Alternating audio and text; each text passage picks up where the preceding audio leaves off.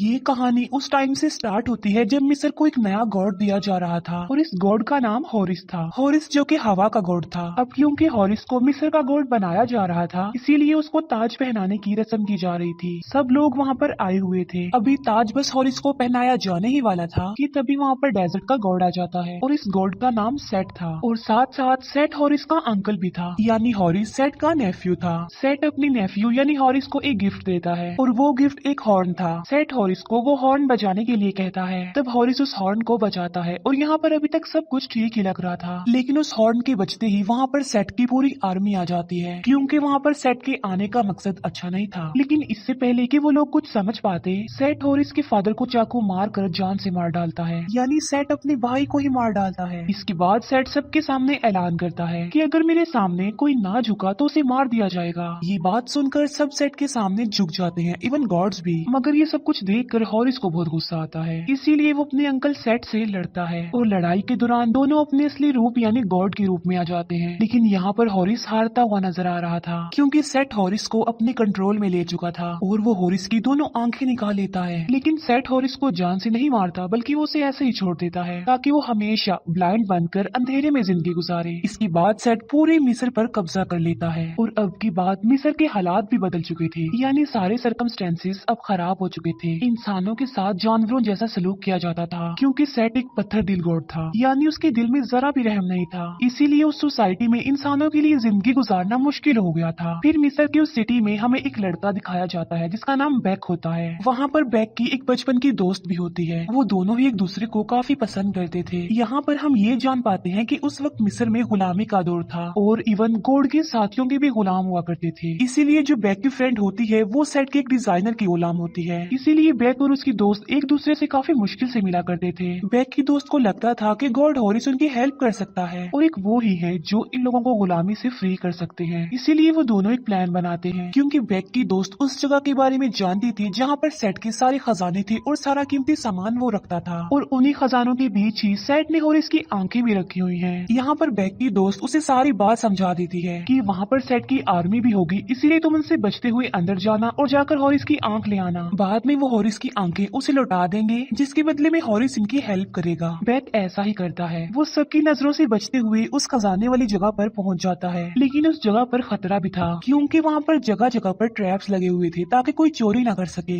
लेकिन बैक जो कि हर ट्रैप से इजीली निकल जाता है और तो और वो हॉरिस की एक आंख लेने में भी कामयाब हो जाता है। उस आंख में काफी तेज लाइट थी। वो आंख लेकर बैक वापिस से अपने फ्रेंड के पास आ जाता है, लेकिन सेट के सोल्जर्स उन लोगों को चारों तरफ से घेर लेते हैं क्योंकि उस लड़की का मालिक यानी उस डिजाइनर को पता चल चुका था कि नक्शों के साथ जरूर कोई छेड़छाड़ की गई है, यानी वहाँ पर खजाने वाली जगह के नक्शे गायब थे। इसीलिए वो बैक से पूछते हैं कि तुमने गॉड के खजाने से क्या चुराया है। लेकिन यहाँ पर बैक ने एक समझदारी की होती है क्योंकि उसने हॉरिस की आंख के साथ साथ वहाँ से गोल्ड की एक चीज भी चुरा ली थी और बैक उस डिजाइनर को बताता है कि मैंने बस सोने की ये छोटी सी चीज चुराई है, लेकिन आंख के बारे में वो कुछ भी नहीं बताता। फिर उन दोनों को मारने का हुक्म दे दिया जाता है, लेकिन जब सोल्जर्स उन लोगों को पकड़ने के लिए आगे बढ़ते हैं तब बैक हॉरिस की वो आंख निकालता है जिसकी लाइट काफी तेज थी। उस आंख की लाइट इतनी तेज होती है कि थोड़ी देर के लिए उन सोल्जर्स की आंखें काम करना बंद कर देती हैं और इसी बात का फायदा उठाते हुए बैक अपने दोस्त को लेकर वहाँ से बाहर निकल आता है और फिर वो दोनों वहाँ से भाग जाते हैं। वो सोच रहे थे कि वो बचकर निकल गए हैं, लेकिन जो डिजाइनर था वो बैक की दोस्त को एक एरो मार देता है जिससे वो इंजर्ड हो जाती है। फिर बैक जल्दी से उस मंदिर में जाता है जहाँ पर गॉड हॉरिस रहता था।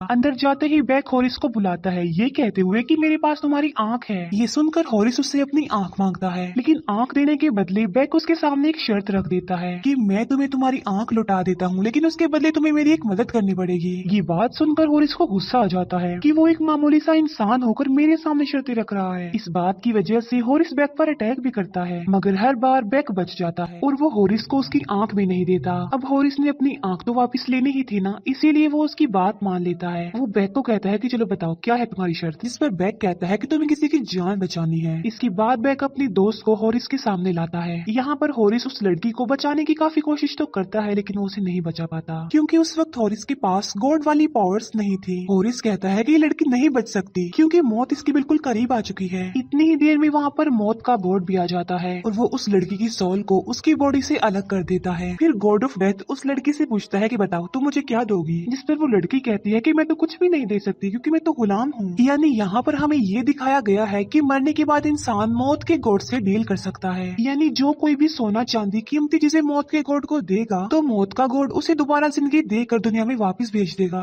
लेकिन अगर कोई पर्सन मौत के गोड को कुछ भी नहीं देगा तो गॉड ऑफ डेथ उसकी सोल को हमेशा के लिए ले जाएगा। लेकिन अब क्योंकि उस लड़की के पास कुछ भी नहीं था तो उसकी सोल का भी यही होना था और मौत का गॉड उस लड़की की सोल को अपने साथ ले जाता है। इस बात को लेकर बेक बहुत ज्यादा दुखी हो जाता है और अब वो हॉरिस को उसकी आंख भी देने वाला नहीं था क्योंकि उसने गॉड होने के बावजूद भी उसके दोस्त की जान नहीं बचाई। लेकिन अब हॉरिस को भी गुस्सा आ जाता है और वो बेक को पकड़ लेता है। इसीलिए बेक अपनी जान बचाने के लिए हॉरिस को उसकी आंख दे देता है। हॉरिस को यहाँ पर उसकी एक आंख मिल जाती है और अब वो बेक से उसकी दूसरी आंख की डिमांड करता है, जिस पर बेक कहता है कि मेरे पास तो आपकी सिर्फ एक ही आंख थी। वो बताता है कि आपकी दूसरी आंख सेट के पिरामिड में है और मैं तो वहाँ पर पहले भी अंदर जा चुका हूँ और मैं वहाँ का सारा रास्ता जानता हूँ। ये सुनकर हॉरिस भी बेक को एक बात बताता है कि तुम्हारी दोस्त की सोल हमेशा के लिए नहीं गई बल्कि उसकी सोल ने अलग अलग रास्तों से गुजरना है और उसकी सोल ने फाइनल रास्ते से भी गुजरना है जिसमें अभी कुछ दिन तो लग ही जाएंगे और अगर मुझे मेरी दूसरी आंख भी मिल गई तो मेरी पावर्स वापस आ जाएंगी, मैं फिर से गॉड बन जाऊंगा जिससे मैं तुम्हारी दोस्त की जान बचा कर वापस ले आऊंगा। फिर यहाँ पर ये लोग अपने डील को डन कर लेते हैं, यानी बेक हॉरिस को उसकी आंख ला कर देगा जिसके बदले में हॉरिस बेक को उसकी दोस्त लुटा देगा। फिर वो लोग उस लड़की की डेड बॉडी को एक सेफ जगह पर रख देते हैं क्योंकि हॉरिस ने कहा होता है कि वो इस बॉडी में वापस सोल को ले आएगा। यहाँ पर हॉरिस ये भी डिसाइड करता है कि वो सेट से उसके किए का बदला जरूर लेगा और वो सेट यानी अपने अंकल को जान से मार डालेगा। फिर वो लोग अपने मिशन के लिए वहाँ से निकल जाते हैं। सेट को ये बात पता चल चुकी थी कि हॉरिस की आंख किसी ने खजाने से निकाल ली है और वो आंख हॉरिस तक भी पहुंच गई है। ये सुनकर सेट फौरन ऑर्डर देता है कि उन दोनों को जान से मार दिया जाए, जबकि हॉरिस बैग को लेकर एक ऊंचे पहाड़ की तरफ जा रहा होता है। बैग हॉरिस से पूछता है कि आप कहाँ पर जा रहे हैं, जिस पर हॉरिस जवाब देता है कि मैं अपने ग्रैंडफादर से मिलने जा रहा हूँ, उनसे मदद मांगने जा रहा हूँ।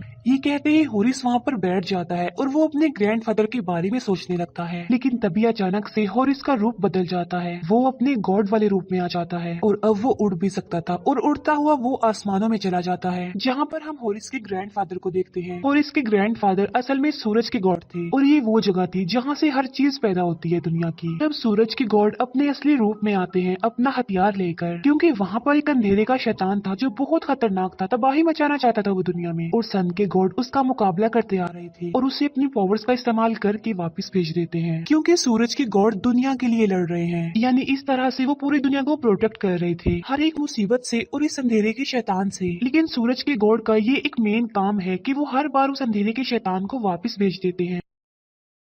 यहाँ आकर हॉरिस सूरज के गॉड यानी अपने ग्रैंडफादर को सारी बात बता देता है कि मैं यहाँ पर किस मकसद के लिए आया हूँ, और यहाँ पर वो सेट की सारी रियलिटी भी बता देता है कि उसी ने मेरे फादर को मारा था और मेरी दोनों आंखें भी निकाली थी और अब उसने मिस्र पर कब्जा कर लिया है, गुलामी का दौर बना दिया है। ये सुनकर सूरज के गॉड कहते हैं कि अगर मैं अपने बेटों के झगड़ों और डिफरेंसेस को खत्म करने लग गया तो मेरा ध्यान दुनिया से हट जाएगा, मैं दुनिया को नहीं बचा पाऊंगा। हॉरिस अपने ग्रैंडफादर से सूरज के गॉड से हेल्प मांगता है, जिस पर वो कहते हैं कि नहीं, कुछ नहीं हो सकता, जो कुछ डिसाइडेड है वही होकर रहेगा। और फिर हॉरिस उस जगह के पानी की डिमांड करता है और वो कोई आम पानी नहीं था बल्कि उसमें मैजिकल पावर्स थी और यही वो पानी था जिससे दुनिया की हर चीज क्रिएट होती है, उसमें इंसान जानवर सब कुछ शामिल थे। सूरज के गॉड हॉरिस को वो पानी दे देते हैं। इसके बाद हॉरिस बैग को लेकर वापस दुनिया में आ जाता है, लेकिन जैसे ही वो जमीन पर आता है उसका गॉड वाला रूप खत्म हो जाता है, क्योंकि हॉरिस तभी अपने गॉड वाले रूप में आ सकता है जब उसकी दोनों आंखें हों, क्योंकि आंखों की वजह से ही वो पावरफुल है, वरना तो वो कमजोर ही है। अभी वो लोग जंगल में ही होते हैं कि तभी उन पर वो लोग अटैक करते हैं जिन्हें सेट ने भेजा था। हॉरिस उन लोगों से काफी लड़ता है, लेकिन लास्ट में एक सोल्जर हॉरिस को पहाड़ी से नीचे फेंक देता है। ये देखकर बेक भी उसके साथ कूद जाता है, लेकिन गहराई में जाने से पहले ही हॉरिस अपना वो हथियार खोल देता है जो उसके पास था और उस हथियार की मदद से वो दोनों बच जाते हैं। और यहाँ पर हम ये जान पाते हैं कि हॉरिस वो पानी यानी वो होली वाटर अपने साथ क्यों लाया था, क्योंकि इस दुनिया में एक पिरामिड है जिसके अंदर आग है और हॉरिस का मानना था कि उस आग की मदद से ही सेट को पावर मिलती है, और अगर हॉरिस इस होली वाटर को उस आग में फेंकेगा तो सेट की पावर्स कमजोर हो जाएंगी, जिससे हॉरिस इजीली सेट से अपना बदला ले लेगा।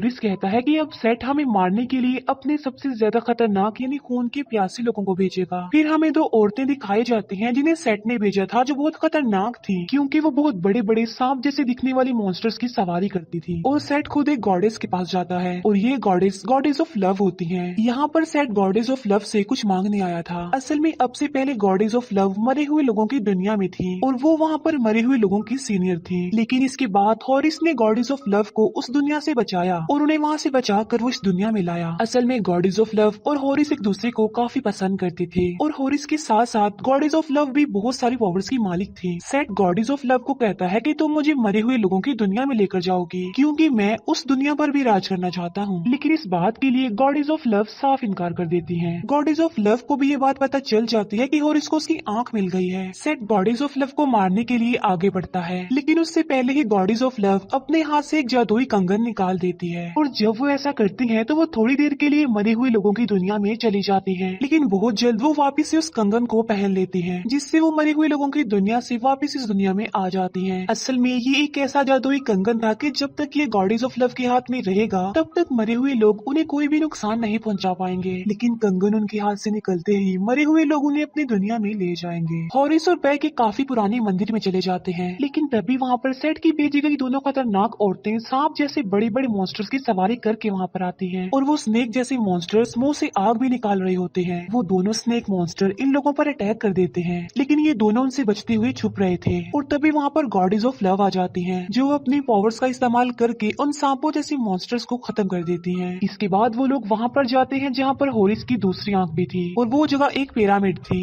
बैक कहता है कि मैं इस जगह के बारे में जानता हूँ, मैं अंदर जा भी सकता हूँ, जिस पर गॉडेस ऑफ लव कहते हैं कि अंदर जाना इतना आसान नहीं है क्योंकि जब तुम अंदर जाओगे तो वहाँ पर तुम्हारे सामने एक काफी बड़ा मॉन्स्टर आ जाएगा जो तुमसे एक पहेली पूछेगा और अगर तुमने उस पहेली का सही जवाब ना दिया तो वो मॉन्स्टर तुम्हें मार डालेगा। ये बात सुनकर हॉरिस डिसाइड करता है कि वो गॉड ऑफ इंटेलिजेंस के पास जाएंगे क्योंकि उनके पास सबसे ज्यादा अकल है, वो सबसे ज्यादा समझदार है। इसके बाद ये लोग गॉड ऑफ इंटेलिजेंस के पास चले जाते हैं और वो गॉड ऑफ इंटेलिजेंस को सारी बात बता देते हैं। लेकिन गॉड ऑफ इंटेलिजेंस उनके साथ जाने को तैयार नहीं था। लेकिन यहाँ पर बैक एक समझदारी का काम करता है। वो कहता है कि मैं उस मॉन्स्टर की पहेली का जवाब दे सकता हूँ, जिस पर गॉड ऑफ इंटेलिजेंस कहता है कि नहीं, तुम उसका जवाब नहीं दे सकते क्योंकि वो काफी मुश्किल सवाल पूछता है और देखना तुम जवाब नहीं दोगे और वो तुम्हें मार देगा। जिस पर बैक कहता है कि ठीक है, वो मुझे मार दे, लेकिन मैं उन्हें एक बात जरूर बताऊंगा कि मैं गॉड ऑफ इंटेलिजेंस के पास गया था, लेकिन गॉड ऑफ इंटेलिजेंस डर रहे थे जवाब देने से। अब ये किसी भी गॉड के लिए एक इंसल्ट वाली बात थी, इसीलिए गॉड ऑफ इंटेलिजेंस उनका साथ देने के लिए तैयार हो जाते हैं और उनके सफर पर निकल पड़ते हैं। लेकिन रास्ते में ही गॉडेस ऑफ लव को हॉरिस और बैक की डील के बारे में पता चल जाता है कि हॉरिस ने बैक को ये कहा है कि वो उसकी दोस्त की सोल वापस ले आएगा, यानी वो किसी मरे हुए इंसान को दोबारा जिंदा करेगा, जो कि इम्पॉसिबल है। लेकिन ये बात गॉडेस ऑफ लव को काफी बुरी लगती है क्योंकि अपनी आंख लेने के लिए हॉरिस सिर्फ बैक को इस्तेमाल कर रहा था। लेकिन गॉडेस ऑफ लव ऐसा नहीं चाहती थी कि ऐसा कुछ करे हॉरिस, क्योंकि हॉरिस बैक के साथ धोखा कर रहा था। लेकिन कोई भी गॉड ऐसी हरकत करता हुआ अच्छा नहीं लगता। लेकिन गॉडेस ऑफ लव बैक से पूछती है कि क्या तुम अपनी दोस्त से बात करना चाहते हो, क्योंकि गॉडेस ऑफ लव का कंगन मरे हुए लोगों की दुनिया से कांटेक्ट करवा सकता था और इसी वजह से बैक अपनी दोस्त से बात करता है। बैक अपनी दोस्त को कहता है कि तुम फिक्र मत करो, मैं तुम्हें बहुत जल्द वहाँ से निकाल लूंगा क्योंकि हॉरिस गॉड हमारी हेल्प जो कर रहे हैं। फिर ये लोग उस पिरामिड के पास पहुँच जाते हैं, लेकिन उसके अंदर जाने का कोई रास्ता नहीं नजर आ रहा था। जिस पर बैक कहता है कि मैं जानता हूँ कि अंदर जाने का रास्ता दरवाजा कहाँ पर है, क्योंकि उसके अकॉर्डिंग अंदर एक व्हील है, अगर वो उसे घुमा देगा तो दरवाजा खुल जाएगा। इसीलिए वो दो पत्थरों के बीच से अंदर जाता है। फिर बैक बड़ी मुश्किल से किसी तरह उस व्हील तक पहुंच जाता है, लेकिन जैसे ही वो उस व्हील को घुमाता है वहाँ की सारी मूवमेंट्स रुक जाती हैं और तब एक दरवाजा भी खुल जाता है जहाँ पर बाकी लोग भी अंदर आ जाते हैं। अभी ये लोग आगे बढ़ ही रहे होते हैं कि तभी इनके सामने वो ही बड़ा सा मॉन्स्टर आ जाता है जो इनसे पहेली पूछेगा और फिर वो मॉन्स्टर इन लोगों से पहेली पूछने लगता है। पहेली ये थी कि ना तो मैं था और मैं हमेशा रहूंगा, ना तो मुझे कभी किसी ने देखा है और ना ही कोई कभी देख पाएगा, लेकिन फिर भी हर जिंदा चीज मुझ पर बिलीव करती है, तो जल्दी से बताओ क्या हूँ मैं, क्या नाम है मेरा। तभी अचानक से गॉड ऑफ इंटेलिजेंस एक जवाब देता है जो कि गलत होता है। गलत जवाब सुनकर मॉन्स्टर उन पर अटैक कर देता है। तब गॉड ऑफ इंटेलिजेंस काफी सोचने के बाद एक जवाब फिर से देता है और इस बार भी जवाब गलत होता है। दोबारा से गलत जवाब सुनकर वो मॉन्स्टर अब उन्हें मारने वाला था, लेकिन तभी गॉड ऑफ इंटेलिजेंस जवाब देते हैं आने वाला कल, और ये उनका आंसर ठीक होता है। इसीलिए वो मॉन्स्टर उन्हें आगे जाने देता है। आगे जाने पर वो हॉरिस की आंख देख लेते हैं। फिर हॉरिस उस पानी को निकाल कर बस गिराने ही वाला होता है, लेकिन तभी वो लोग एक ट्रैप में फंस जाते हैं और तब वहाँ पर खुद सेट आता है और यहाँ पर हम ये जान पाते हैं कि ये सब कुछ सेट का ही प्लान था और सेट ने उन लोगों के साथ ट्रिक की थी। आते ही सेट गॉड ऑफ इंटेलिजेंस का दिमाग निकाल लेता है और कहता है कि मुझे इसकी बहुत जरूरत थी। फिर यहाँ पर मौका देखते ही जल्दी से बेक उस होली वाटर को ले लेता है और वो सेट को धमकी देता है कि मैं इस पानी को आग में फेंक दूंगा। लेकिन यहाँ पर सेट बेक को एक नेकलेस दिखाता है और कहता है कि ये तुम्हारी दोस्त का है और वो बेक को भड़काने की कोशिश करता है कि होरिस ने तुम्हारा इस्तेमाल किया है, क्योंकि मरे हुए लोगों को कोई भी जिंदा नहीं कर सकता और अगर ये पानी तुमने आग में फेंका तो मैं तुम्हारी दोस्त की बॉडी को खत्म कर दूंगा। अब अपनी फ्रेंड की खातिर बेक रुक जाता है और वो उस होली वाटर को सेट को दे देता है। सेट उस पानी को लेते ही फेंक देता है। इसके बाद सेट तो उस पिरामिड से निकल जाता है, लेकिन वो बाकी लोग वहाँ पर फंस जाते हैं और पिरामिड भी बस गिरने ही वाला था। लेकिन होरिस किसी तरह खुद को और उन सबको बचाने में कामयाब हो जाता है, जबकि सेट गॉड ऑफ इंटेलिजेंस का दिमाग अपने दिमाग में फिट करवा लेता है और अब वो और ज्यादा पावरफुल बन जाता है। इसके बाद सेट अपने फादर यानी सूरज के गॉड के पास जाता है। सेट वहाँ पर भी किसी गलत इरादे से आया था, क्योंकि वो अपने फादर का हथियार लेना चाहता था। यहाँ पर सेट अपने फादर पर अटैक कर देता है और उनसे उनका वो हथियार भी ले लेता है,